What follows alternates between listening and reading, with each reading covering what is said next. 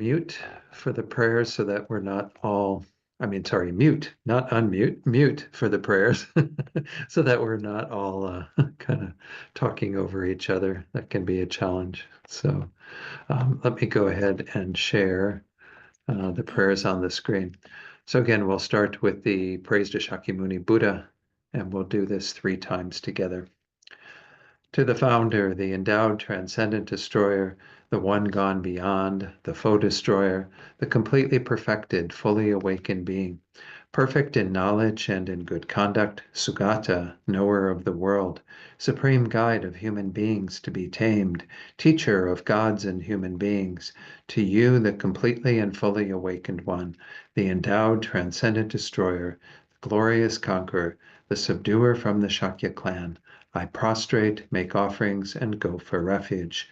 To the founder, the endowed transcendent destroyer, the one gone beyond, the foe destroyer, the completely perfected, fully awakened being, perfect in knowledge and in good conduct, Sugata, knower of the world, supreme guide of human beings to be tamed, teacher of gods and human beings, to you, the completely and fully awakened one, the endowed transcendent destroyer, the glorious conqueror, the subduer from the Shakya clan, I prostrate, make offerings, and go for refuge.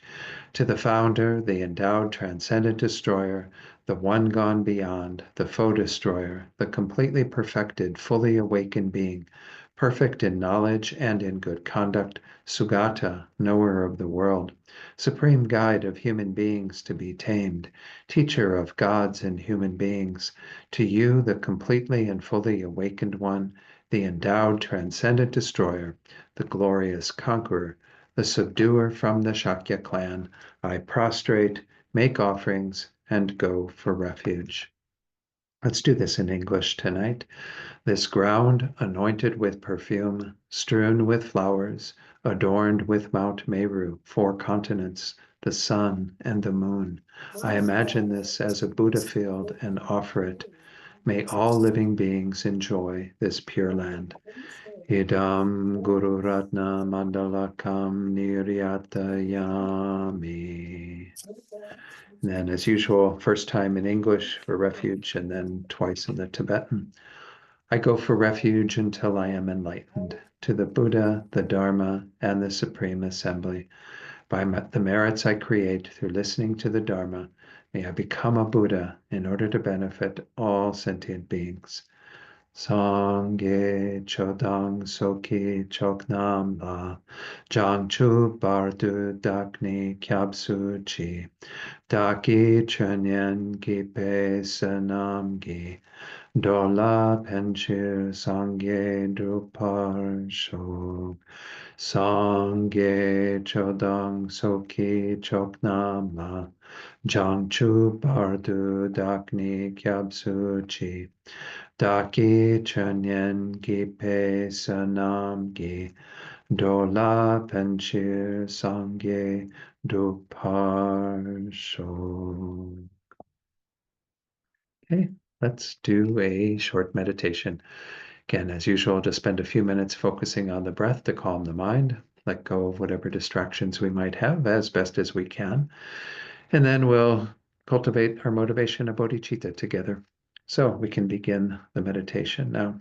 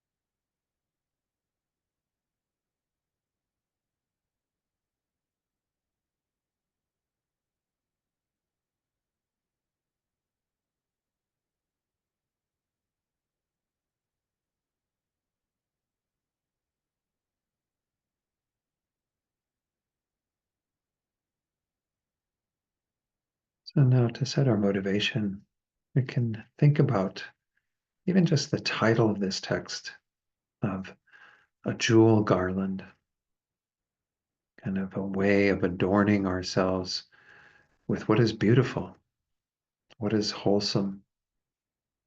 And we're not talking, again, about external adornments. We're talking about ornamenting our own minds. I was thinking, if bodhicitta were a jewel, a gem, it'd be kind of a tiara, the large sort of centerpiece, something that is kind of calling our attention. And this is how we adorn our minds to the greatest degree, is by generating bodhicitta. So much of this text is about helping us to cultivate that mind, and to have that mind then take root in all of our activities, all the things we say and do, the ways we are in the world. So bodhicitta is central to this text and to our practice. It is the way that we adorn our minds to the greatest degree. So briefly reflect on the causes of generating that mind. Won't go through all of those as we did in the very first class, the sevenfold cause and effect, or the technique of equalizing and exchanging self and others. But at least develop this love and compassion for all beings that wants to become the agent of placing them in happiness and freeing them from suffering. And of course, the recognition that to do this perfectly, we have to become a Buddha ourselves. We can help in many ways right now, but the ultimate aid that we will provide to all beings that will be of the greatest benefit to them will come about when we have perfected our own minds through the power of our bodhicitta and all the other elements of the path that ripen and mature our own minds into that state. We will be able to accomplish the welfare of all beings. So hold tightly to that mind of bodhicitta, so it becomes a jewel, a gem that we carry with us all the time.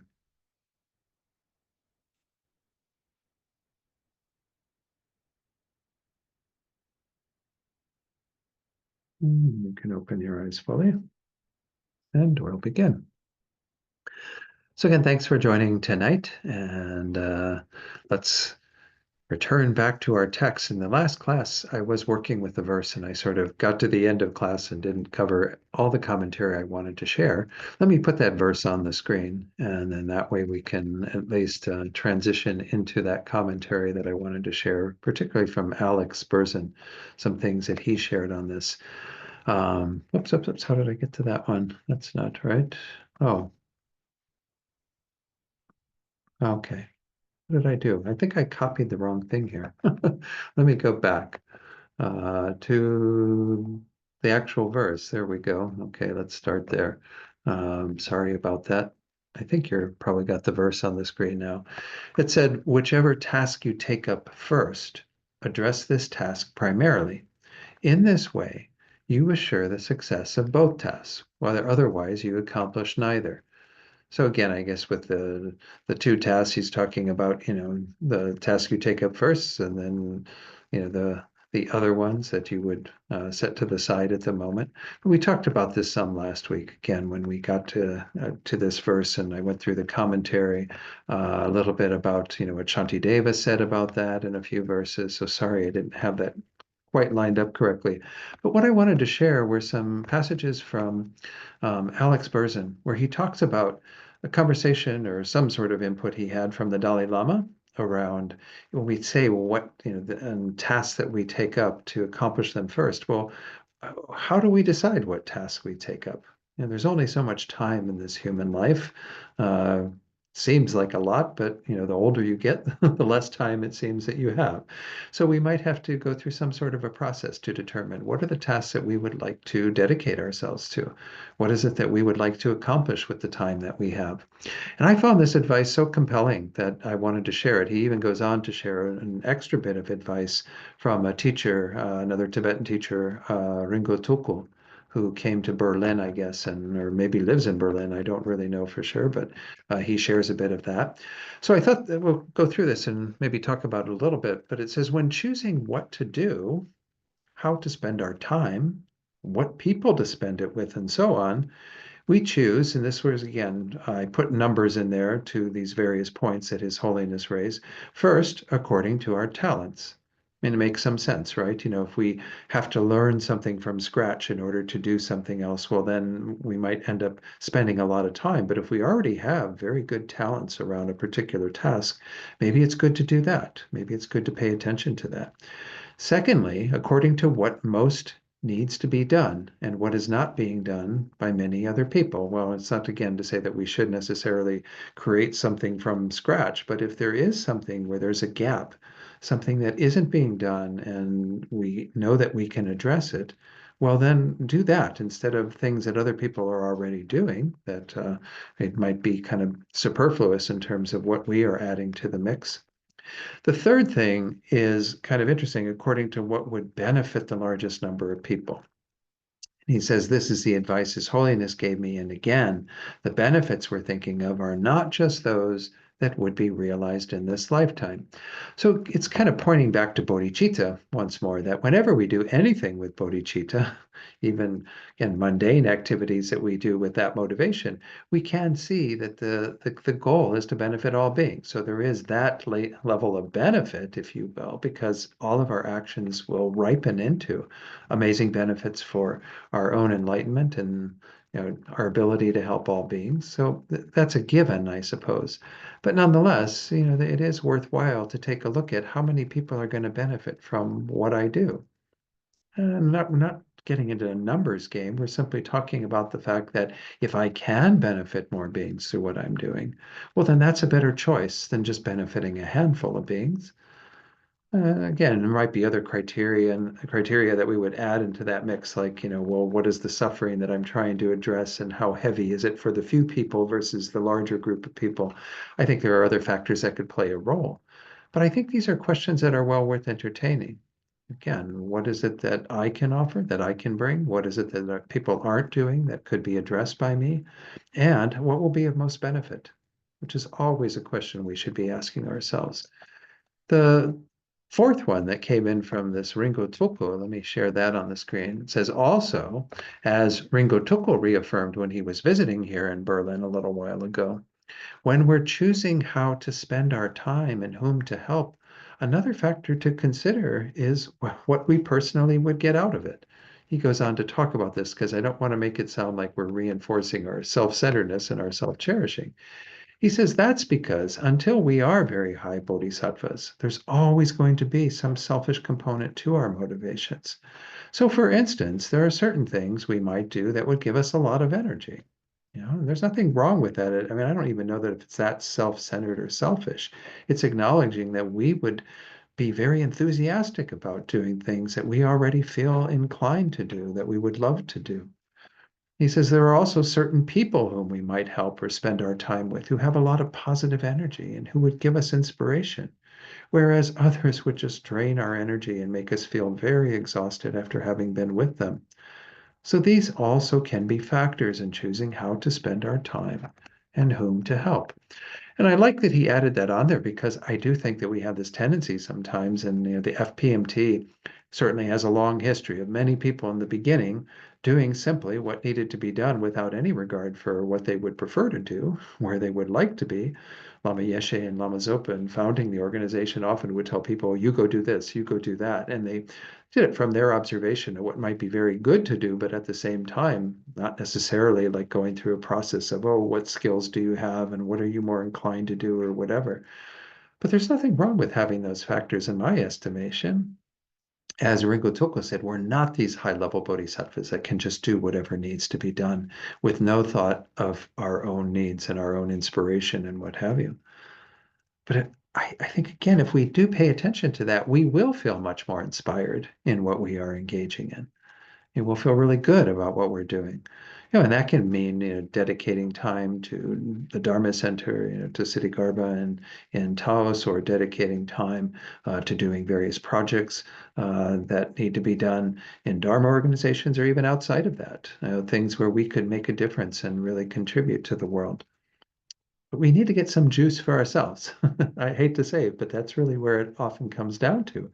If every day we get home from doing something that we've been dedicating to and we feel drained and we don't feel much energy for it and we regret going in there the next day or whatever, and we're just like having a heavy mind, well, it's not really doing anybody any good, I don't think.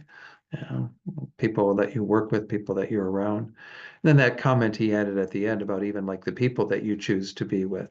I think that can also be a factor that admittedly is going to have a huge impact on the amount of time and dedication we can spend, getting something going, or something, bringing something to fruition. If we feel good about it and feel really charged about it because the people we are working with are great and what have you, then I think that's wonderful. And I'm always so comforted to see communities like City Garba, where there is a lot of that kind of good feeling of people being with people who feed their energy, don't drain their energy, and what have you. There's also a nice little comment he makes at the very end of that section. He says, but when it comes to choosing what to work on ourselves, not just, how we are in the world, what tasks to take on and what have you, he says the advice is always to meditate on bodhicitta. That is the best thing and the biggest source of energy. So that's why in the motivation tonight, I mentioned, that's the ultimate jewel. That's the tiara or the crown jewel or whatever you want to call it, that is really important because it really will sustain us. Bodhicitta is the perfect antidote to our fatigue and laziness and what have you. Let's go on to verse 13 here. It says, since you take no pleasure in negative deeds, when a thought of self-importance arises, at that instant, deflate your pride and recall your teacher's instructions. So this is primarily, working with this idea of pride or self-importance. When in the traditional teachings, when they go through all the minds and mental factors, some of you have done that course where you look at all the various things that are going on in our minds, various components and functions of our minds. There are 51 mental factors, and among those are what are called the 6 root delusions. We often think of like the 3 being the main roots, often called the root poisons of ignorance, anger, attachment. Those are the 3 ways that we're getting in trouble most of the time. But among those 6 is pride. And you might wonder, well, what's pride doing there? I mean, it's not something that is that present in our minds, perhaps. And some of us have more pride than others. It's there because it's one of the biggest spiritual obstacles. If we have a mind that is full of ourselves, very prideful, thinking we know much more than everyone around us, or we've got greater qualities, greater abilities, well, then we tend to denigrate others. That's part of it. But it's also a matter of frequently what we are doing is not really taking advantage of the fact that we can learn from others, that we can actually benefit from others. They use the example in Tibet of like the mind of pride is like being up on the mountaintops. And in Tibet, of course, in the mountaintops, there's nothing growing up there, right? That's where all the snow is and everything. But that snow melts down and goes down to the valleys where everything is green and luscious. So we want to actually be kind of with the humility of being down in the valleys rather than on the peaks of the mountains, because that's where everything grows and develops. So that's the concept behind it. If we are actually in a position of greater humility, looking at others as teachers, potentially as helping us to learn something through whatever it is that they are doing, however they are reacting to us or whatever they're saying to us, well, then we can learn from them. But if we're closed off to it and think, oh, I already have dealt with that, I already know that, I already have that, well, then we're not going to learn anything. And that's the mind of pride. That's why it's such an important obstacle. In the verse, it said, to remember recall your teacher's instructions, to help you to overcome the mind of pride and, of course, the negative deeds that would follow from that. So what is the teacher's advice? I mean, the main advice, as Geshe Ngawang Dargye said in this commentary, pride or conceit is one of the worst emotional afflictions. If we feel that by having developed the awakening mind, we are superior to others, then everyone will disparage us. So he, correlates it to, you can have pride around bodhicitta. You can think, I'm the greatest thing since sliced bread because I've got this wonderful altruistic mind. And he says, if we are supercilious and pompous, no one will find us compatible. As an opponent to arrogance, we should meditate on impermanence and death. This is really the heart instruction that the gurus give us to kind of overcome it. There are other ways that we can overcome pride as well. Let's look at another passage. This is from a commentary I haven't mentioned before. I haven't even had any quotes from before, by someone who's in the Karma Kagyu tradition. There are not many commentaries on this text, but this one I haven't read in its entirety. It's called Solid Like a Mountain. It says, in conclusion, it is important to remember that our achievements are fleeting and inconsequential in the face of death. So this is one of the main points about meditating on death, is that we see that what we have done in this life, whatever it is that we're proud of, having achieved great status in our work, for example, or a lot of material possessions, all of these things are inconsequential in the face of death because they're going to mean nothing when we get to that moment in time.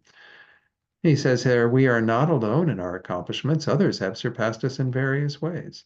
This knowledge should humble us and prevent the growth of ego. So certainly meditating on impermanence as death that's one way of just putting that all in check and saying, what am I so prideful about? When in fact, all of this stuff is transitory. It's not something I can carry with me from lifetime to lifetime. It all has to be left behind. Another way that they say to overcome pride, though, is to reflect on all the things that we don't know. There's the one text in particular that we studied in the master's program that's called the Abhidharma Kosha, the treasury, manifest treasury of knowledge, and by Vasubandhu, and it's encyclopedic. I mean, it is really a humbling text. When you begin to study it, you realize how little you know and how much there is to know, because it's all this kind of phenomenology in different realms, and it goes into the mental factors. All of this comes out of that study. It's like I said, very encyclopedic. So when you kind of put yourself in a position where you recognize what you don't know and the fact that we haven't attained enlightenment yet, we might think we're, hot stuff, but the essence is you're not there yet. So why not just take it down a notch? Why not recognize your own humility in the face of all the things that you have yet to realize, you have yet to understand or to know? So that's also another common antidote to pride. So again, whatever it is you feel like will do the trick, we remember our guru's advice at that time. When we see pride arising and the potential for us to maybe denigrate others, do things that disparage them, and to think of ourselves as superior, we need to kind of bring ourselves back down. Pride is often described as like a puffed up mind. It's usually, again, observing that sense of a self that is false to begin with. We're going to touch on that a little bit tonight with the teachings on emptiness, but then, elevating it to this self-importance, this feeling like we're better than everyone else on the planet or whatever. So, are there any questions on that?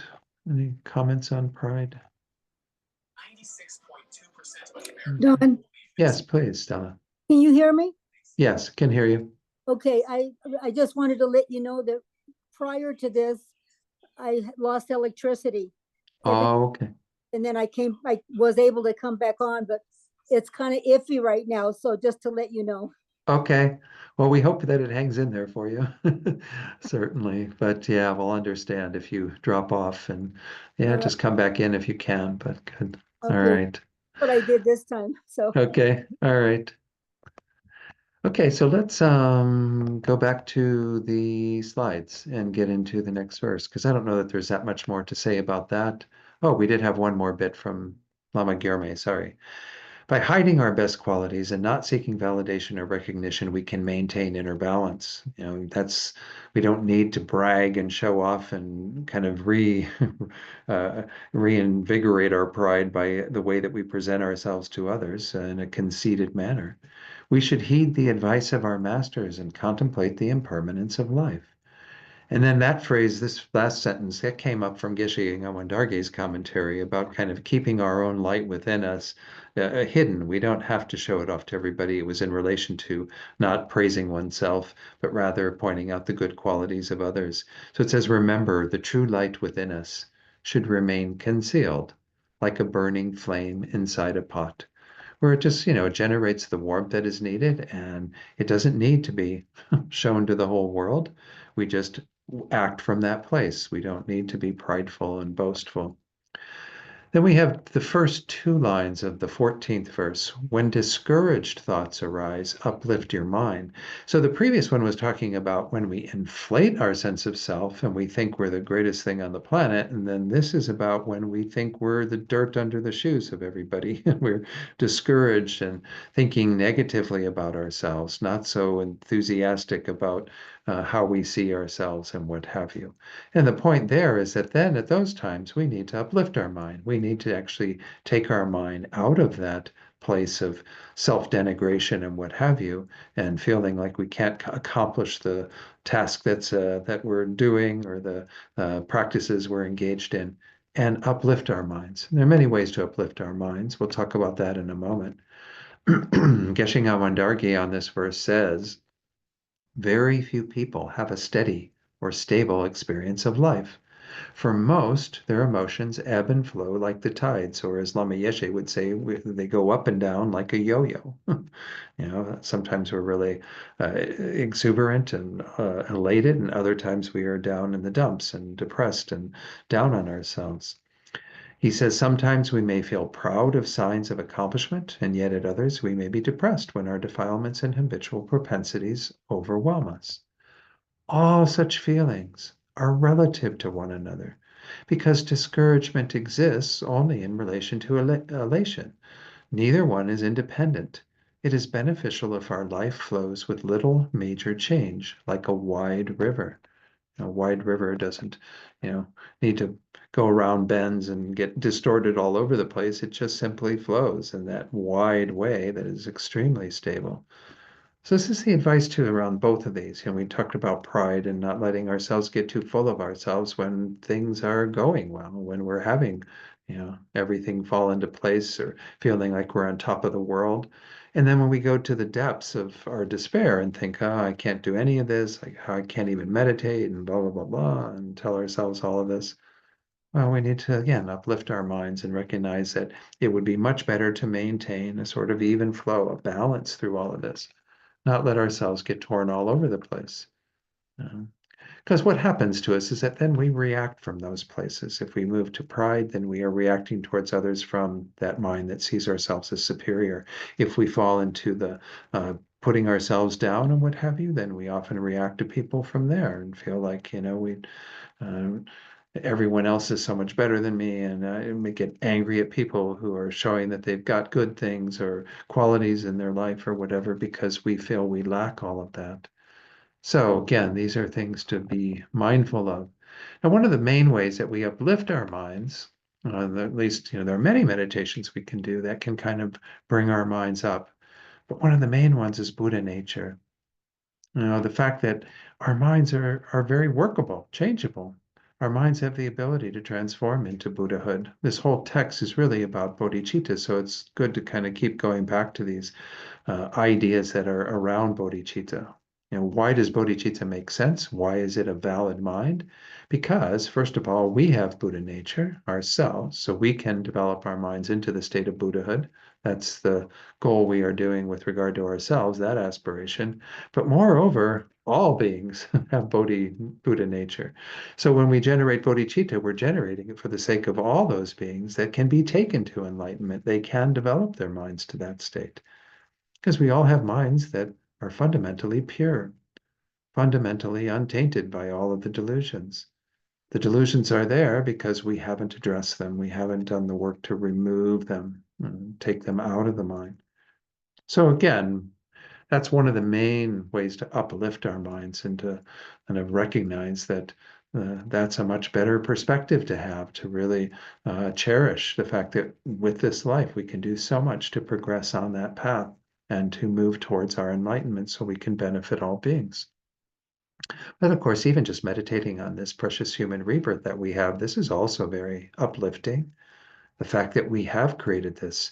And if we understand the karmic causes and conditions that led us to have this life, where we've got this amazing human body and a human intellect, we don't have fur all over our bodies and a tail wagging at our back. We've got a body and mind that can be used for amazing things. And remember the Lama, remember we can accomplish getting another good rebirth through the force of this body. We can get liberation, gain that state. We can, of course, even gain complete enlightenment. It's really up to us. So again, this is the thing we need to recall. That's also, again, a very, very valuable topic to meditate on, to recall what amazing conditions we have right now. Congratulate ourselves in having created that in the past and look forward to think, well, how can I continue on this trajectory? How can I make sure that I'm going to have everything that I need in future lifetimes and the perfect condition in my next lifetime of a good rebirth and so on? So there are many ways to uplift the mind, but those are some of the main topics that are worth meditating on. Um, so then Geshe Awan Darke continues saying, therefore, don't become too excited when you accomplish a great deal or depressed when you fail to do so. If we feel self-pity, we should contemplate on our good fortune at having a fully endowed precious human form. Again, that is one of the topics I just mentioned. But also Alex Berzin in his commentary talks a bit about Buddha nature, and Buddha nature being something to recall, as I said. And then what's kind of interesting is he throws in emptiness as a teaching right here on this, which of course is the final antidote to all of our afflictions. And the most powerful virtuous mind is the mind realizing emptiness. It says, and meditate on the emptiness of both. Now it just says both in the text, the two. And in brackets for our text from Thupten Jinpa, he alludes to self-importance and discouragement, the two things we were just talking about. The state of mind of an inflated, puffed up mind of pride, self-importance, and then the discouraged mind, the mind that is self-denigrating and so on. Alex Berzin, in his commentary, based on, I guess, the commentary he received from Geshe Awan Darke, says both states. And by that, he's referring to the states of samsara and nirvana, that they are both equal in regard to emptiness. It kind of makes sense that what Thupten Jinpa said, that if it's in this verse, it's just following the one about pride and then this one about self-discouragement and what have you, and then to say, meditate on the emptiness of both. Once more, any of these states that we have, anything we call certain mental thought or even the delusions, the afflictions that arise, like pride and so on, we can see their emptiness. We can see that, again, they are not something that exists intrinsically or inherently. It's something that exists in a dependent manner, not independent of all these other factors. So this is, again, an important part of our practice, obviously. Most of what we talk about in this text is kind of the method side of the path. Remember, we always talk about these two wings of a bird that are necessary to get to enlightenment. So the whole text being a Mahayana text, we are talking about cultivating bodhicitta. On one hand, we have what we call our conventional bodhicitta, the mind that aspires to become a Buddha for the sake of others, and all the practices wrapped up in that, our practice of generosity and morality and patience and all the things that we've been discussing, right?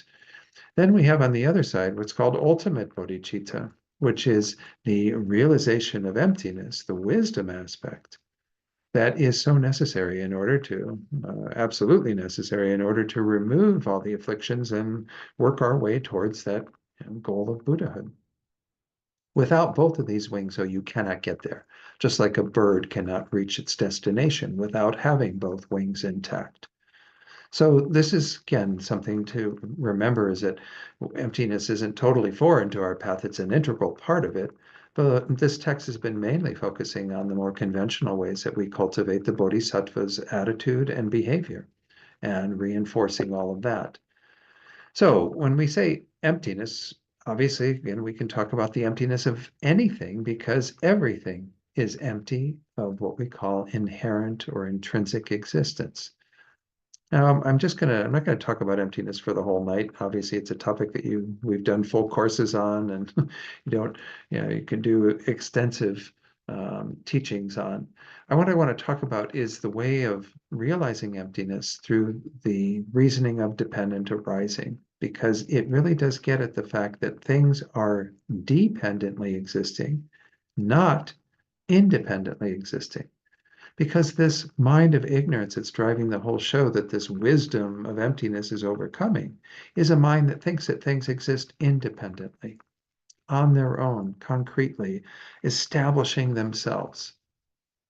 We think that all the phenomena that we experience, and even these states of mind of pride and discouragement, and even samsara and nirvana, everything we are holding to exist in this intrinsic or independent way and setting itself up, having its own nature, setting itself up by way of its own nature. It does have a nature, but it's a very conventional nature. But in terms of an ultimate nature, something we can find from the side of the object, nothing like that exists at all.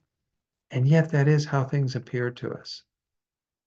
So let's take a look at these three levels of dependent arising. Many of you have heard these teachings before, but I think they're well worth spending a little time on in regard to this. The first one is dependence upon causes and conditions, which, even in science, they have a great confidence in that, and they don't necessarily realize emptiness because of that. So, what are we talking about there?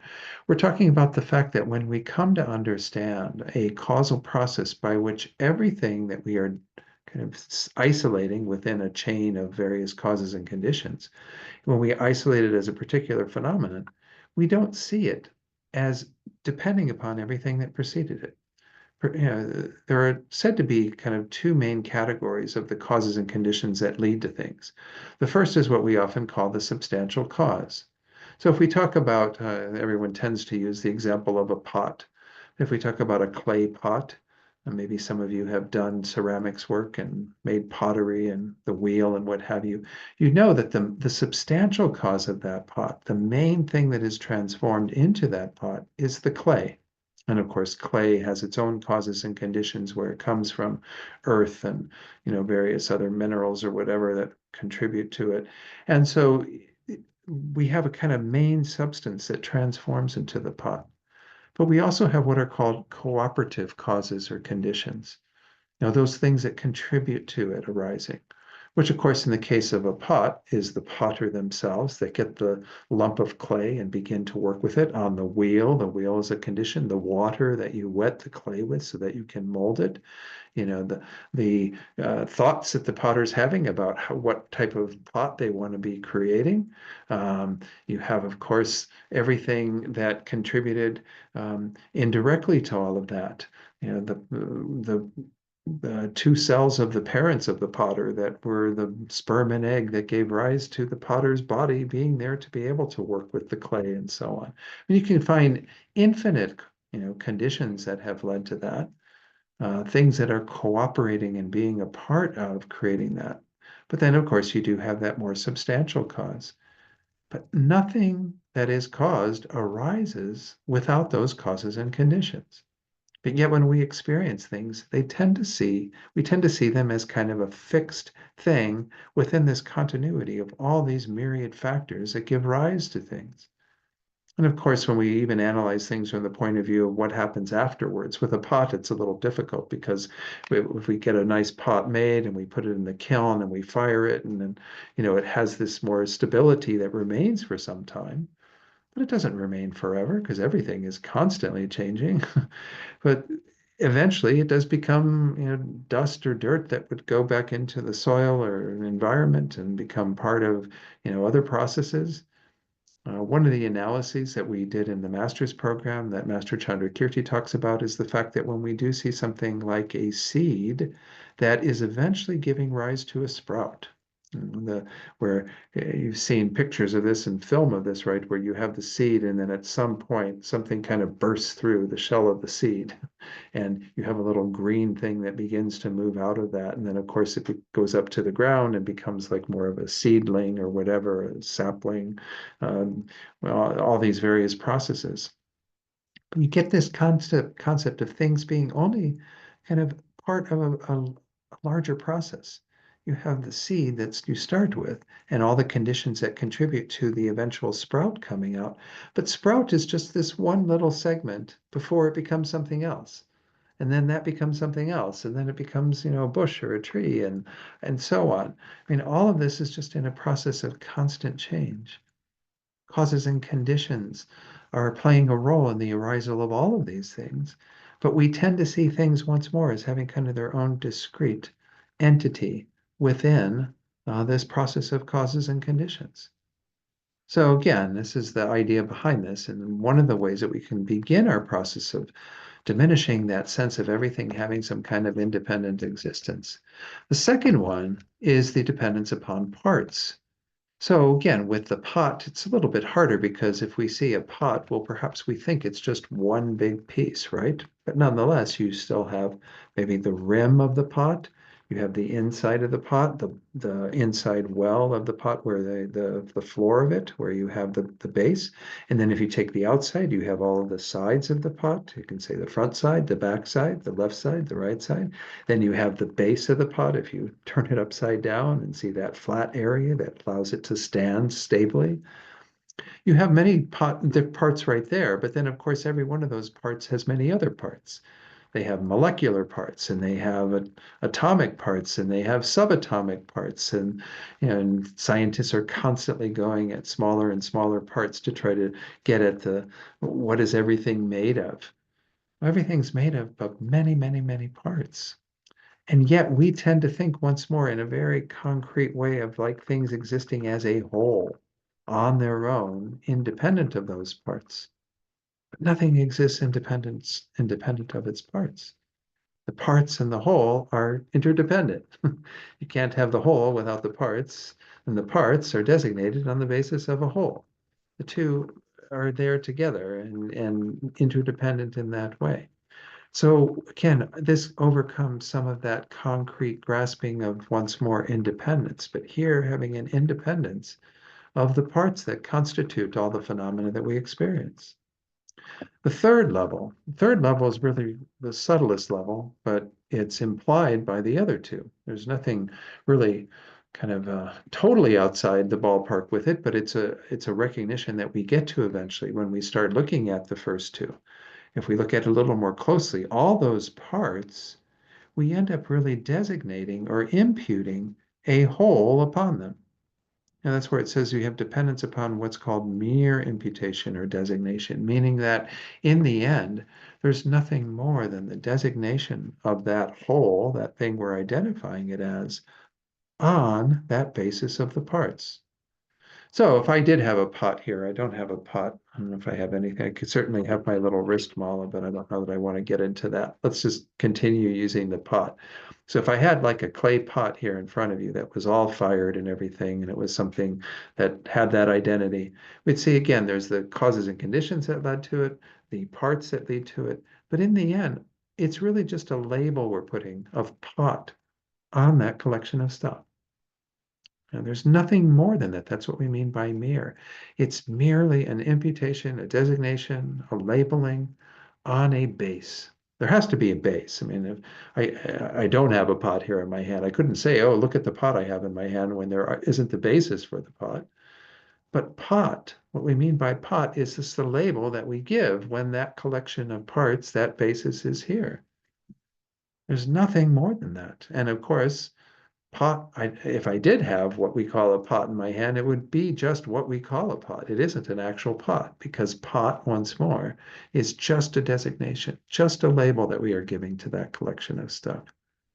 So again, many of you have heard these teachings before, but when we work with the reasoning of dependent arising, we get to a place where we can see the emptiness of phenomena because we are trying to negate what we are trying to say things are empty of is existing independent of any other factors.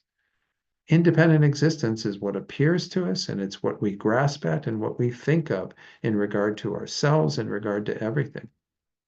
And of course, pots, yeah, we can have a pot that maybe we got at some place that we have a fond memory of, and we really want to make sure it doesn't break, and we take good care of it and what have you, and have some level of attachment towards it.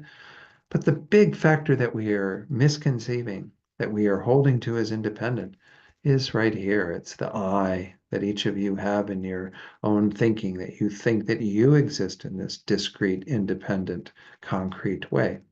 And you don't. You're not an independent phenomenon. That phenomenon is arising on the basis of causes and conditions, parts, and in the end, just being designated. We think of this collection of stuff as I, and that's all that exists as I. You have to have the collection of stuff to designate it as I, but there's no I from the side of this stuff.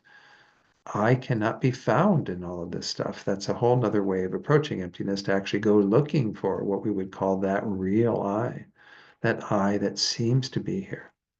Because when we think of ourselves in a kind of inflated way, we are definitely thinking there's something real here. Therefore, we need to protect that by getting what it wants and defending it against what it doesn't want. And so that's why we get into those patterns of attachment towards the desirable, aversion towards what is undesirable. And of course, the ignorance is guiding the whole show. That's why those are called three poisons. They're kind of what keeps us going from life to life.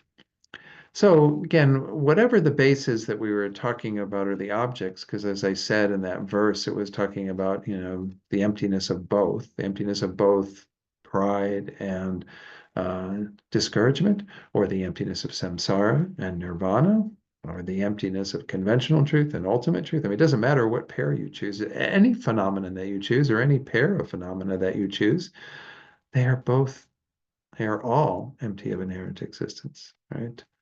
Nothing exists inherently. Even emptiness doesn't exist independently or inherently, which is a little bit of a mind bender. But this is just, again, Master Atisha reminding us that that is sort of the final antidote. Whoops, sorry. Let's go back to the verse. That can be a way of undermining our afflictions if we have a familiarity of emptiness through these various reasonings, dependent arising and the 4-point analysis and what have you, that we end up then undermining that sense of holding to those things as having some kind of solid identity.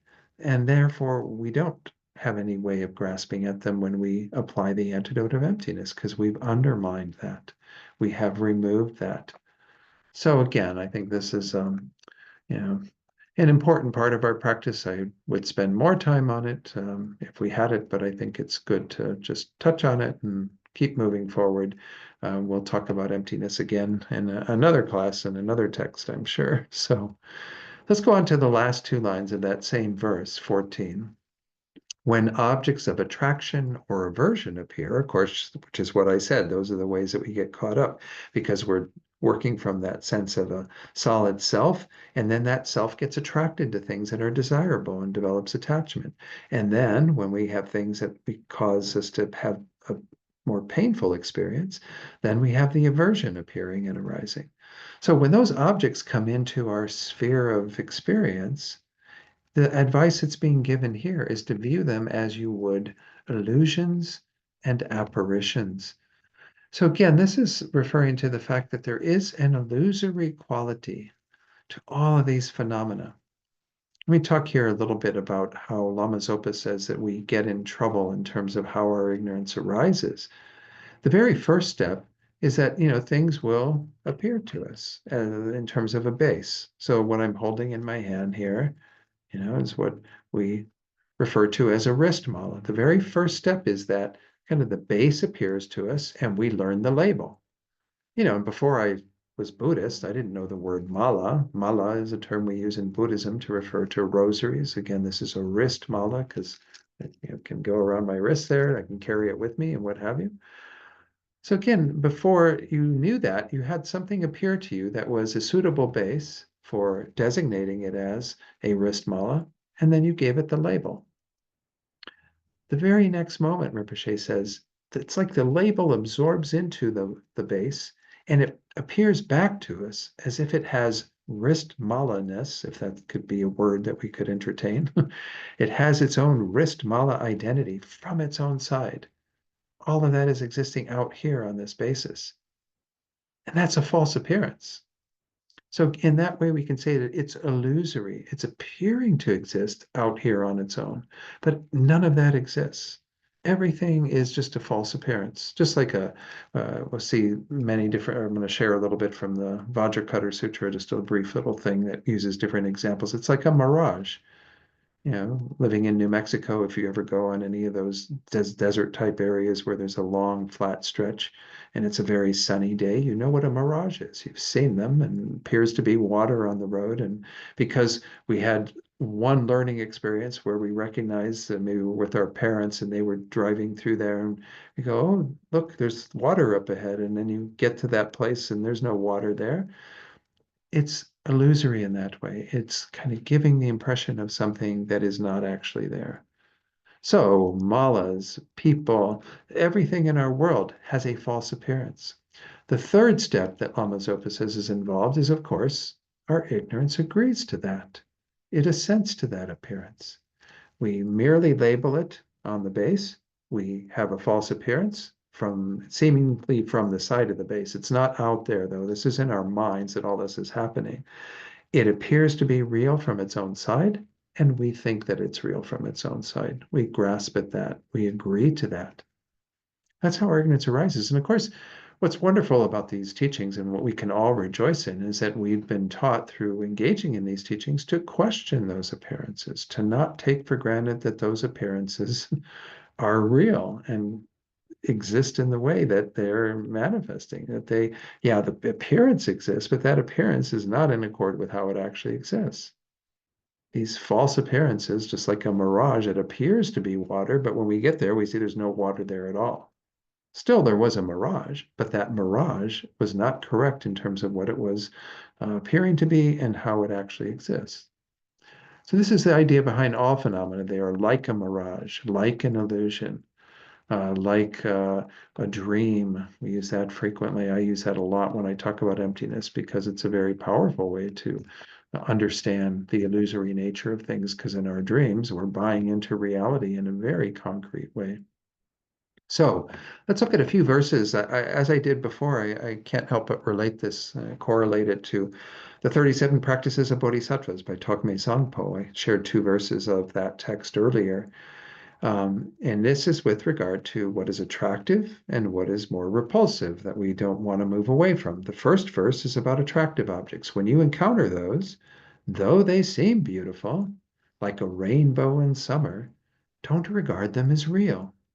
Say that they are like a rainbow. A rainbow is this myriad colors that appear in the sky that have no real substantial existence. They're just the way the light is coming through the rain in the sky and so on and producing this prism of color.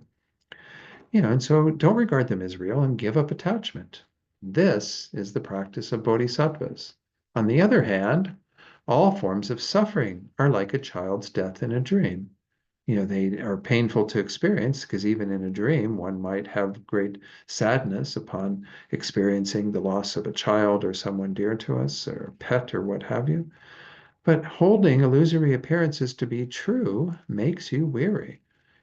Just like in a dream, you're going to hold to that as being real, but a dream object is not real in the way that our waking objects is or are. So our waking objects have a different level of reality, a different status than our dream objects. So when we recognize that everything we experience is not existing in the way that it appears, just like a dream, then we don't have any of these afflictive emotions. We don't have the attachment, but also, as it says here, we don't have the aversion. He says, therefore, when you meet with disagreeable circumstances, see them as illusory. This is the practice of bodhisattvas. So again, this is kind of the conventional side of the emptiness antidote. We looked at the emptiness first. That's what we went through in regard to dependent arising, to come to see that things don't exist intrinsically. But as we are engaging with objects every day, we should be seeing them in a somewhat illusory nature, recognizing that they are having this false appearance to exist from their own side. But that um, doesn't work out. When we do the analysis, we find they don't actually have that. So we can see that there's an illusion type thing going on here. Things appearing to exist one way, but not existing that way at all. So this is again, not to mean that we don't pay attention at all to our conventional reality, because those appearances are products of our minds, and they are going to continue to be there until we become Buddhas. Have to have a healthy regard for these appearances, but recognize that they are false appearances in terms of that very subtle way that they exist. So this doesn't mean that, if you see a truck barreling down the road, that you can go stand in front of it because it's illusory, because it's a false appearance. False appearances are still quite effective in the world. They still do what they do. So again, don't take it in the wrong way. We're talking about, once more, a finer way that we are analyzing things to come to understand that they don't exist in that way that they are appearing to us. There's that illusion-like quality. Again, they are not illusions themselves, they are illusory, having illusion-like. Now, this is the verse from the Vajrakuta Sutra. We used to even recite, some of this last stanza here when we would do prayers sometimes before teachings. This is towards the very end of the Vajrakuta Sutra. How should one correctly and thoroughly teach? Just how one should not correctly and thoroughly teach. Therefore, one says correctly and thoroughly teach. This is getting at, again, that things don't have an inherent existence. The correctly and thoroughly teaching doesn't exist inherently. We're simply labeling it as correctly and thoroughly teaching. And then he goes on in the Buddha, in the Heart Sutra, in the Vajrakuta Sutra, to say these various analogies of how, or metaphors of how we can see that phenomena lack a real solid way of existing, as a star, a visual aberration, a lamp, an illusion, dew, a bubble, a dream, lightning, and a cloud. View all the compounded phenomena like that. I'm not going to explain all of these. I think you all had some teachings on Vajrakuta Sutra one time from somebody. Yes, didn't you? Can't remember. There was I don't know. Anyway, maybe I'm confusing it. There was another center perhaps that had teachings. That verse itself, Lama Zopa Rinpoche taught on a number of times where I was able to, partake of his teachings on it. But each of these is an example of something that can appear one way but doesn't exist in that way at all, or where there's some element of the conditionality of things and what have you. But this is, again, ways that we can apply this wisdom in our everyday life as we're going about living our day and, relating to various things, people, objects, our own minds in terms of what's arising. We can see their empty nature and see that they are appearing to exist in that concrete way, but they lack that entirely. Not one atom of inherent existence. So again, just this whole little nice middle section where we get these wonderful teachings on applying emptiness and this false appearance, understanding of that false appearance, I think is quite nice. Now, we might think that we're in the same vein with the first part of this, but there are different ways of interpreting this. Verse 15 in the first part says, when you hear unpleasant words, view them as mere echoes. Well, echoes are also one of the examples that was sometimes used, because if you're ever in like an amphitheater, there's that wonderful amphitheater up near Abiquiu. Some of you, I'm sure, have driven up that way, and you can go in there and you can yell and you hear it kind of come back to you eventually, and it sounds like somebody else is talking to you or something, but it's only the sound molecules of your own voice that have bounced off of this amphitheater and have come back to you. So it's, again, something that appears in a way that is different to how it actually exists, because it's not really someone talking to you, it's your own voice having, the sound molecules go out in that way and come back. But that's not necessarily what we're talking about here, according to Alex Berzin's, or maybe I think it's Geshe Ngawan Darge's commentary, actually. Pretty sure that's who I quoted on this. But let's go ahead and take a look at the second part of this verse because it's also another one of these things. It shows something coming back to us. And that's around karma. When injuries afflict your body, see them as the fruits of past deeds. And this is maybe ideally how to see this whole verse in regard to first speech that we hear that are, words that come back to us that are unpleasant. We see them as terms of our own echo, like we created that by having those unpleasant speech patterns ourselves that now we're experiencing the karmic result of, that we have people say unpleasant things to us. And then, of course, when our bodies get injured, then we see them as the fruits of our past deeds of having injured the bodies of others, where we haven't been so concerned about their welfare.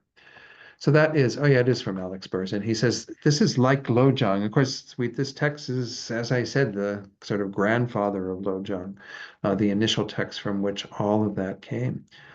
The mind training, attitude training text that Atisha's teacher, Dharma Rakshita, wrote, that when we hear unpleasant words, it's like an echo.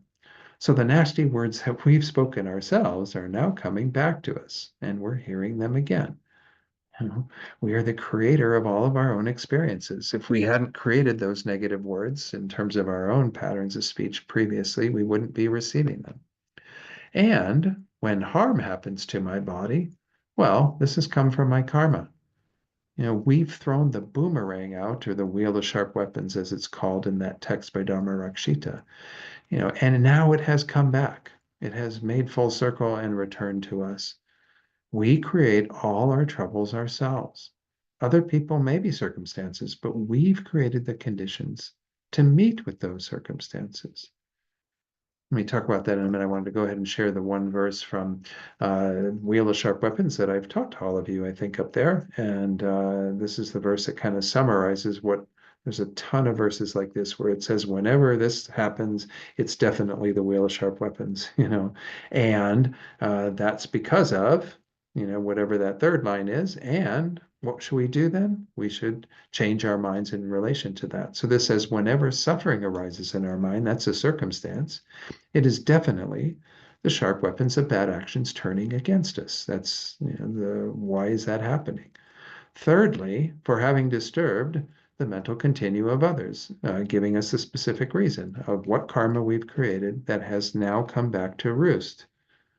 And then, fourthly, what should we do instead? What's a healthier reaction or response?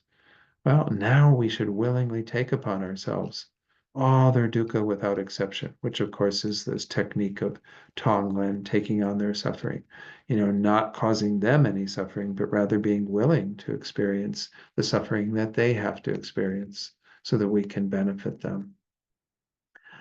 Yeah, and there's tons of verses in that text that go through a similar pattern of pointing out, well, if this is happening to you, guess what? It's a wheel of sharp weapons. Why? Because you did this, and you can do something different. Wonderful text to study and kind of get a whole variety of things that we can then explain karmically as to why those things are happening, and we can rectify our situation. So that's what he's doing in this verse, Master Atisha. He's giving us kind of two examples. If you get some verbal abuse, guess what? You abused others verbally, and it's now coming back around to you. That's one of the results of karma. Remember, we have 4 different results of karma. We have the rebirth that we might gain from a complete action, which would be like as a human being if it's virtuous, or as an animal and so on if it's non-virtuous. Secondly, we have the first of the 2 causes that are, or results that are similar to the cause. The first one is the result similar to the cause in terms of experience, which is what we're talking about here. If we did a particular action, such as verbally abusing others, then we become verbally abused. If we physically harm the bodies of others, well, then that causes injury to our own bodies in the future. The other one, the third one that is a cause or result similar to the cause, is in terms of our behavior. Why are we greedy, for example, around our resources, holding on to them with miserliness and what have you? Because we've done that in the past. This is one of the ways that karma ripens. It creates patterns that we act out again and again and again. It's one of the worst results, actually, of karma that we've created, is that karma continues to cycle around and do the same thing. So we never break free of it. The fourth one is an environmental result. Even the world that we live in is a product of our karma, our actions. So the one that's being talked about again is what the second one I pointed out, where we have an experience that is exactly what we did to others. So if you have a lot of health problems, yeah, you might be able to scientifically point to, oh, the genetics of my father or mother and what happened and the way that I ate or the way that I didn't take care of my body or blah, blah, blah, blah. Those might have played roles in that. But why are you experiencing that? Because you have harmed the bodies of others and now your body is being injured through bad health and whatever. Doesn't mean you're a bad person, just means you have to recognize that under the control of your delusions, you did these things. So when we say, see them in this way, see what I'm receiving through the lens of karma, well, then that's to point out exactly what we need to avoid. That's what the Wheel of Sharp Weapons is all about, right? If we've created that cause in the past, well, then the advice generally is stop creating that cause. Because if you have something ripening in your life that's creating you suffering, giving you suffering, well, you know, that's an indicator of what you've created karmically. And it's a good signpost then to say, okay, I own that then. This is what's coming into my life. That means that I created that. So I have to do something different. I have to engage in more positive, virtuous actions instead. Because why would I want to continue to experience those sufferings? And this is all through the lens of karma, but it's done with mind training there in terms of bodhicitta, because we don't want to continue to be at a disadvantage in helping others. We want to develop bodhicitta and so on. So we do have to be addressing our own karma and the results that we're having in our lives that are problematic. Verse 16. This is, we're back in solitude again. We had another verse on this previously. Don't remember the number, but it says, dwell utterly in solitude beyond town limits. Like the carcass of a wild animal, hide yourself away in the forest and live free of attachment. It's kind of an interesting illusion there of like a carcass of a wild animal. Like, they say that you ideally want to be something that nobody really wants to deal with. Not that you're kind of offensive, but that you want to have that sense of solitude to where no one's going to come around, especially people who are, objects of attachment for you potentially. Sort of want to go off and die in a sense to the the world at large by removing yourself from the hustle and the bustle and what have you. And this, of course, is a necessary part of our spiritual development. I mentioned this before when we talked about being in solitude. I found it interesting, though, that there's some verses from Shantideva's text that speak to the same thing. And of course, it's the chapter that deals with meditation, where it gives very detailed instruction about how to develop this mind of calm abiding through isolating oneself from the world and really focusing on developing single-pointed concentration. So I'll read this now. It says, there, meaning in that place where I'm abiding in solitude, with no befriending or begrudging, I will stay alone in solitude, considered from the outset as already dead, again, kind of like that carcass of an animal. Thus, when I die, a source of pain to no one, to none, because they already consider me dead. I'm already out of their sphere of awareness and what have you, as if I were already dead. Then there will be no one standing by in tears and mourning, thus to trouble me. And no one will be there distracting me from thinking of the Buddha and the practice. Now, there's a certain value in being alone. Remember, we had that little quote from Geshe Awandarge, right? It was quote from Milarepa that he was making, but it had to do with like there's just the birds and the animals that are, don't really say anything offensive or do anything. I can kind of be with beings in a setting where I'm not distracted. Therefore, in these lovely gleaming woods, with joy that's marred by few concerns, where mental wandering will cease, I will remain in blissful solitude. So again, just speaking to the benefits of that state of mind and moving in that direction. Milarepa, this is a quote from Milarepa from Geshe Awandarga, where he says, if my relatives do not hear of my happiness, my enemies do not learn of my suffering, and I die alone with any mourners, and all my wishes as a yogi will have been fulfilled.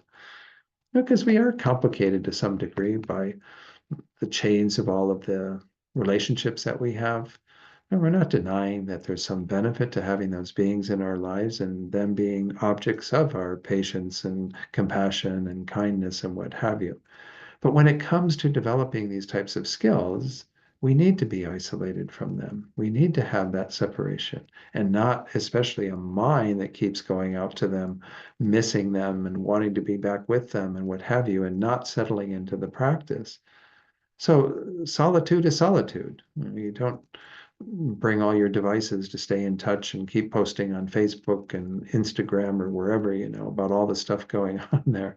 You really need to isolate yourself from all of that and not be so preoccupied with the world at large because it's a source of great irritation, really.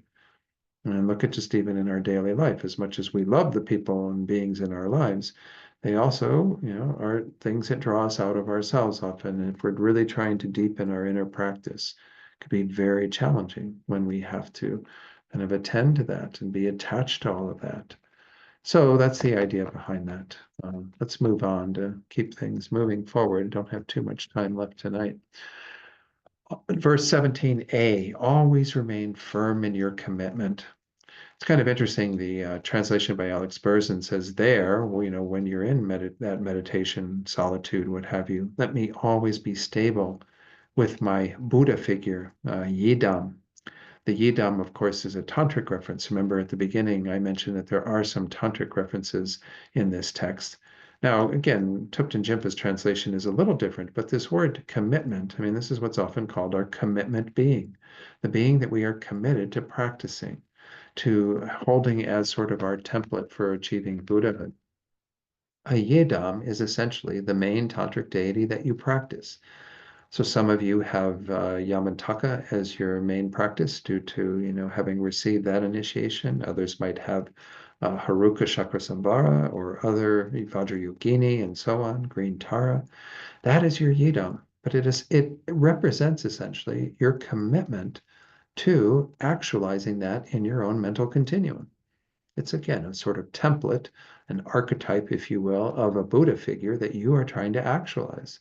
Tantra is all about taking the resultant state and bringing it into the present moment so that I think of myself in that light, think of the possessions I have as being the possessions of that Buddha, that I'm in the realm of that Buddha, the celestial abode, and all the enjoyments that I experience are all of the one taste with that Buddha's experience. It all becomes a very transformative experience. It doesn't it's what Tantra is all about, is taking the final result and making it as real as we can in the present moment through the force of imagination originally, and then through our developing these deeper states of mind through various yogic practices, being able to actualize that. So it's a kind of an interesting little insert here of a tantric allusion in regard to how to work with these things. That when we are in solitude, working on meditation and so on, that it is important that we stay true to whatever other commitments we have, but particularly to the tantric commitment of trying to hold that perfect view as best as we can all the time. And that's how we actually will achieve enlightenment, is by practicing being a Buddha right now and developing it through those stages that I mentioned, first of just imagination and eventually reality. So this is what Geshe Awandarge said. He says, to stabilize our personal deity or yidam means that we should always confirm the motivation for our actions and bear in mind the goal of complete union with the fully awakened state that our yidam symbolizes. That's what a yidam is. It's to remind us of the state of Buddhahood that is in our own trajectory that we will achieve at some point in the future. 17, the rest of it, BCD says, when a hint of procrastination and laziness, right? So we're on like a totally different topic here, right? It's kind of what's interesting about this text. Each one has sometimes within it a couple of different ideas, but we're on to this topic about laziness, procrastination. When that arises, at that instant, enumerate your flaws and recall the essence of spiritual conduct. So we want to remember the things that we're trying to work on, that there's no need to be lazy or even no call for being lazy because we've got a lot of work to do. We have a lot of flaws to overcome. We have a lot of faults in our mind. So we can think about those faults or flaws as a way of invigorating us to do the work, to get back on the cushion or to study or whatever it is that we need to do to address that through the Dharma. And of course, recall the essence of spiritual conduct, which is essentially our practice of ethics. Ethics is what's at the root of all of our spiritual practice, and so it's important that we constantly attend to our behavior. Um, this is a little phrase or a little story about Geshe Ben Kongyo, who was this Tibetan in the Kadampa lineage. He's a Kadampa Geshe. Once more, all of those great masters that came from Drom Tompa, Atisha's heart disciple in Tibet. And he says we should follow the example of Geshe Ben Kongyo, who, when he found himself getting lazy, would say to himself, if you do not watch out, I'm going to tell everyone exactly what you are doing and expose you in a disgraceful way. We should follow our inner teacher and correct our own faults. This inner discipline and regret at mistakes is the essence of the practice. The inner discipline that plays out in terms of our outer discipline and ethical behavior and what have you is really at the heart of it. And it starts with being able to be disciplining ourselves. So again, this story of Geshe Ben Kongyo, this is very similar to another one where he kind of was free to admit his own faults. There's a couple of stories like this, but there's the one in particular. Apparently, he had been a thief, kind of what do they call those? The kind of the highway people, like a highwayman or something that would like rob people on the road or whatever. And he's used to like that mentality of stealing from people. And it said that he went to this one house and he was staying there with these people. They kindly put him up, and they left him in the kitchen while they were doing some things in another area. And he saw like a bag of barley grain, and his hand started to reach into the barley grain. And the couple that he was staying with came into the room because they heard him going, "Thief, thief." And when they came in, he had grabbed his hand and was saying, "Look, I caught a thief. He was trying to steal the barley." And of course, it's his own hand. But he would be constantly trying to like think of himself from that perspective of the sort of the angel side. Remember in the cartoons where you have the little angel and then you have the little devil. And so he'd like see that the devil is there. And so he'd call upon the angel and he would even again freely show others that that's the fault that he's experiencing. But oh, thief. I see myself going back to that pattern of stealing things. So there was other stories that are similar to that, but I'm not saying you have to do that. Maybe people think you're kind of weird if you do those sorts of things, but that's the idea internally, the inner discipline that we want to have. So that if we see ourselves going astray, if we see our little devil mind playing a role, then we call upon the angel and we say, gotta stop this nonsense. Put an end to it. Let's just do a little bit more. I do have only got one more class, so I want to make sure I cover everything. However, if you do encounter others, particularly if you're in retreat, again, we might not see so many people if we're in solitude, but maybe occasionally people will come to make, offerings of food or whatever that might be needed. Then if you do encounter others, speak peacefully and truthfully. Do not grimace or frown, but always maintain a smile. So even if this isn't in a retreat environment, if we're just out on the street, well, there's good advice here. Might sound again a little Miss Manners-ish, speak peacefully, truthfully, have a calmness to our approach with others. Don't grimace or frown. Why give people a nasty look? Always maintain a smile. Again, maybe things your parents told you that are similar, but the idea here is that if you're a bodhisattva, you're not about displeasing others or having some nasty way of approaching them and being with them and what have you. So, Master Shantideva, once more, I'm just trying to point out some of these similarities, and because, of course, Shantideva's texts preceded Atisha's text, but many of the ideas then fed into what Atisha presented. He said in chapter 5, which is again about our guarding alertness, our introspection, be the master of yourself and have an ever smiling countenance. Rid yourself of scowling, wrathful frowns, and be a true and honest friend to all. very sweet advice again about just how to be in the world as somebody who's pleasing to others as opposed to, you know, being kind of raining on their parade. And I found in this nice little edition that the Wisdom Publications put together, it's called Like a Yeti Catching Marmots, a little treasury of Tibetan proverbs. And this is a proverb that's in there: a smile wins 100 hearts, a frown not even one. Yeah, another little fortune cookie thing here with that one. So again, smiles, what's that old phrase that, you know, you get more flies with honey than vinegar, right? It's a similar type of concept, right? So some of what's presented in this text, as I said, is almost like Miss Manners. It's just telling us how to be better in the world. But those are really simple things that do make a difference. Once more, we have to recall that the Bodhisattva has 4 activities that they're trying to engage in regard to what we call sort of attracting disciples, attracting people to be more amenable with the Dharma and with the things that support their well-being. And of course, one of them, the very first one, well, actually, the first one is to give material things. The second one is to speak pleasantly, you know, to be kind of easygoing with people, you know, not to accost them and say negative things about them and what have you. Um, the third one, let's see, maybe that's the second one. That might be the third one. Oh, to teach in accord, yeah, with the Dharma. So you speak pleasantly, but what you say, you try to give people teachings in accord with where they are at. And then the fourth one is to practice what you preach, of course. You know, what anything you teach to others, if you're not practicing it yourself, it's hypocritical. It's not really, you know, something that is appropriate. I have to admit I may be doing that sometimes, not being, I obviously teach a lot of things that I don't necessarily practice all of them. I do my best to kind of move in that direction.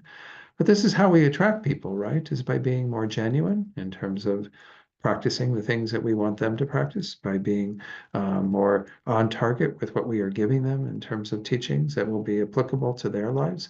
We talk and convey that in a very pleasant way so that they actually find some benefit to what we're saying to them. And then, of course, giving material things, giving gifts to them is a good way to attract people, you know, to have some concern and regard for that. I don't know if I have time to go through much more. I think there's, well, let's just go ahead with this one. Yeah, in general, when you see others, be free of miserliness and delight in giving, which speaks to that first one I mentioned of the 4 giving material things. We should be very happy to give whatever we have to others and relinquish all thoughts of envy, kind of being envious of what they have and so on. That actually gets me to where I was planning to stop anyway. So, wow, I actually timed it out pretty well tonight for a change. Usually I've got more material than I can possibly cover. But let's see if there are any questions or comments on anything I talked about tonight. Are you going to share something, John? No, no. Eloise, Tegan, or Alexia? I had something, but it's gone. I was Oh, gonna okay. write it down, but I didn't, and so it's gone. So Okay. Well, if I find it, I'll let you know. Somewhere in the stratosphere between you and me. Uh, that happens to me sometimes and many times where, yeah, I'll think of something. I go, oh, yeah, I have to remember to say that. And then, oh, well. I always feel like if it's truly worthwhile, it will come back around like the wheel of sharp weapons, like a boomerang, you know, yeah. bop us on the head at some point later. So. All right, well then let's go ahead and conclude for tonight. That way we end sort of on time. And we don't have the dedication list, I don't believe, from the center, but we do have certainly names that are uh, encouraged to pray for. And we do have from Tegan and Alexia adding Adam Mahamat and Monica Silvers the list for death, so we can think about them, wishing for them to have ideal conditions as they go through the intermediate state and on to their next rebirth, to be able to meet and practice the precious Dharma and become enlightened as quickly as possible. Any others that people want to add for illness, obstacles, or death? Yes, for death, Mary Jo, wanted us to add Eileen Hughes. Eileen Hughes, okay. Great. We'll include her in our thoughts. Anyone else have anything to add or dedications? I mentioned Venerable Ingrid, who is, she was a nun here in this area who did a lot of work with some of the centers locally. And I know her as the woman who did all the amazing flower arrangements when Lama Zopa would do retreat, because she was at the retreats in North Carolina. And she was astounding in these flower arrangements that she would put together. They're just gorgeous. You know. But she was very much of service to the gurus and her life and in her practice. So, or for her as well, for all those we brought to mind around death to have a perfect rebirth. And then we can certainly, think that anyone else that we're holding in our hearts at this time who is experiencing any difficulty, we pray for their, dedicate for their removal of suffering and for them to have ideal conditions. And certainly those parts of our world where there's great suffering, such as what exists in Gaza still and in Ukraine and in so many other places where there are natural disasters, fires, floods, all of this. So, and let's go ahead and do our dedication prayers as usual. All right, so let's start with this prayer. Due to the merits of these virtuous actions, may we quickly attain the state of a Guru Buddha and lead all living beings without exception into that enlightened state. May the supreme jewel bodhicitta that has not arisen arise and grow, and may that which has arisen not diminish, but increase more and more. And we'll say the prayer for His Holiness the Dalai Lama for his long life and good health and his wishes to be fulfilled. And as we recite this, think that we're also creating the causes for the same results for all of our precious teachers that are in this world, so we can benefit from their presence for a very long time. The wish-granting, wish-fulfilling jewel, source of every single benefit and happiness in this world, to the incomparably kind Tenzin Gyatso, I beseech, may all your holy wishes be spontaneously fulfilled. And then we'll do the prayer for Rinpoche's swift return, so we can benefit from his embodied presence in this world to continue guiding us and to help others in this world to achieve enlightenment. Peerless teacher and assembly of the children of the victorious ones, Shravakas and Pratyeka Buddhas, victorious Losang, father and sons, along with the lineage masters, all the objects of refuge of infinite lands, please bestow the virtue and goodness of accomplishing this prayer here and now.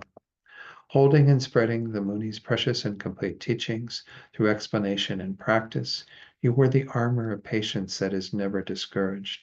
Incomparable Venerable Guru, to you I make request. While striving single-pointedly for the sake of the victorious one's teachings, the sole gateway through which all benefit and happiness emerge, and for mother living beings, you suddenly departed to peace. What a great loss! Nevertheless, through the undeceiving truth of the blessings of the ocean of the three jewels and the great waves of bodhicitta of the children of the victorious ones, may the smile of a reincarnation swiftly beam in glory for fortunate disciples.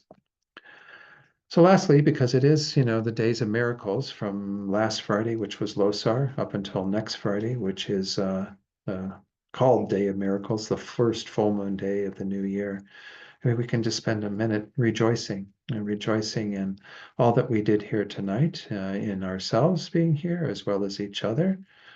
We can rejoice in all the good that is going on at all the various Dharma centers in the FPMT as well as around the world.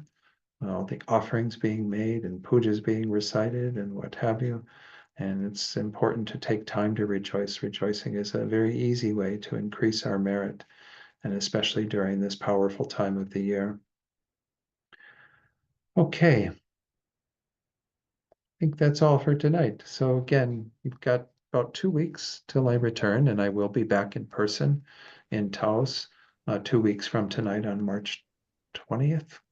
And then I will go on to another class after this one. We'll finish this text. I think we'll make it through it because we did get done with what I thought would be on the plate for tonight. So we should be able to finish it at that class. So in the meantime, again, I don't know if you were planning anything for next Friday, but if you aren't as a center, then certainly it's still good for individuals to do whatever practice you can, maybe take the 8 Mahayana precepts or, recite various texts and prayers, especially prayers for Rinpoche's return. But was there anything specific going on around next Friday, Eloise? Or No, no? no. Okay. Okay. That's all right. There's lots of centers that are doing things, so you're certainly welcome to just tune into those and do pujas or whatever with other folks. Yeah, Venerable Dundrup had wanted me to do the puja for Day of Miracles, and I said, "No, sorry, not there." I think that was the one he wanted me to do, or maybe it was Losar. I can't remember, but oh well. But do what you can. Always good to engage in virtue. Thank you all so much, and appreciate the opportunity to share this text with you. All right. Well, Be thank well you. now. Don. Thank you. Okay, thanks so much. you, And I'll Don. see you all Thank you, in Don. 2 weeks, 4:30 at Hunan. Okay. All right. Bye-bye.